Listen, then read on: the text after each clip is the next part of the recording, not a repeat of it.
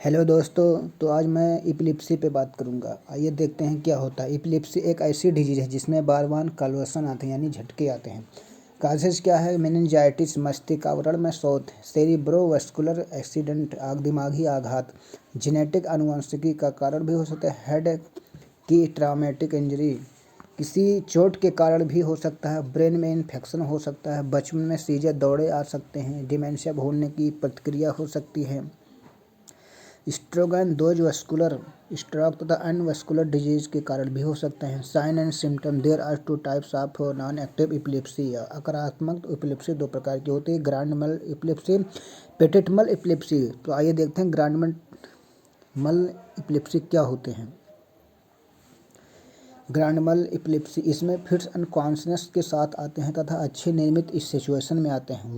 Warning symptoms, specific sensation, विशेष संवेदनशीलता, specific test और smell, बदबू, सेंसेशन ऑफ नाजिया, जी घबरा सकता है। Tonic study symptoms, blue face हो सकता है, चेहरा नीला पड़ सकता है, मसल्स में टेंडरनेस हो सकती है, अनकॉन्शियस विद एपिलेप्टिक टेंशन, बेहोशी तथा मिर्गी आ सकता है। क्रोनिक स्टेज सिम्टम, मसल्स में टेंडरनेस हो सकती है, सिक्रेशन थ्रू माउथ से झाग निकल सकता है, incontinence of urine and stool, मल तथा मूत्र त्याग पर नियंत्रण रहना। स्टेज ऑफ कोमा के क्या सिम्टम्स है? Regular tenderness in muscles, redness the patient unconscious, muscles में रेगुलर टेंडरनेस में पेशेंट अनकॉन्शियस हो जाता है।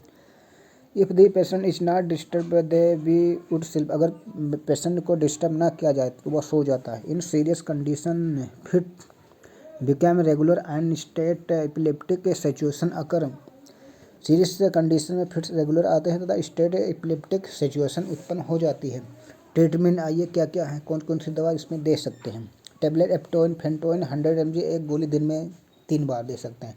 टेबलेट इपकॉन 30, फेनोबार्बिटोन 30 mg, एक गोली दिन में 3 बार दे सकते हैं। दूसरा है पेटेंट मल एपिलेप्सी, इसका ट्रीटमेंट क्या है? जनरल फिट्स मोर क्वांटिटी, ज़्यादा दौड़े पड़ना, unconsciousness can be there for 1 to 2 second, बेहोश हो सकते हैं। पेशेंट फेल ब्लैकआउट्स, आँखों के सामने अंधेरा छा जाता है। ट्रीटमेंट ग्रैंड मल एपिलेप्सी, दी एप्टोइन फेंटोइन सोडियम 100 mg, एक गोली सुबह शाम दे सकते हैं, या टेबलेट वर्सिटॉल 200 कार्बामेजेपाइन रोजाना, एक गोली सुबह दोपहर तथा शाम को दे सकते हैं। या एंड टेबलेट गार्डिनल फेनोबार्बिटोन 60 mg, रोजाना रात को सोते वक्त एक गोली दे सकते हैं। या फिर tablet माइसोलोन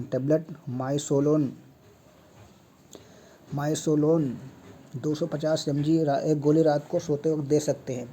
पेटेंटमल epilepsy, tablet Valparin sodium valproate 200 mg, 15 से 30 mg पर KG per day, body weight के हिसाब से आप उसे दे सकते हैं। या फिर टेबलेट ट्रॉक्सीडोन ट्राइमिथोडोन 300 mg, एक गोली सुबह दोपहर शाम तथा शाम को दे सकते हैं।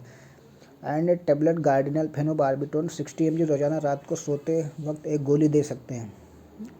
And blood pressure, and if the blood pressure is normal, headache can occur due to other reason also.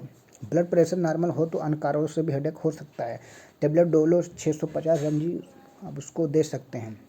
या टेबलेट निमोसुलाइड 100 mg, उसको ज़रूरत के हिसाब से, बॉडी वेट के हिसाब से उसे दे सकते हैं। थैंक यू दोस्तों, मैं आशा करता हूँ वीडियो समझ में आएगा। Thank you so much.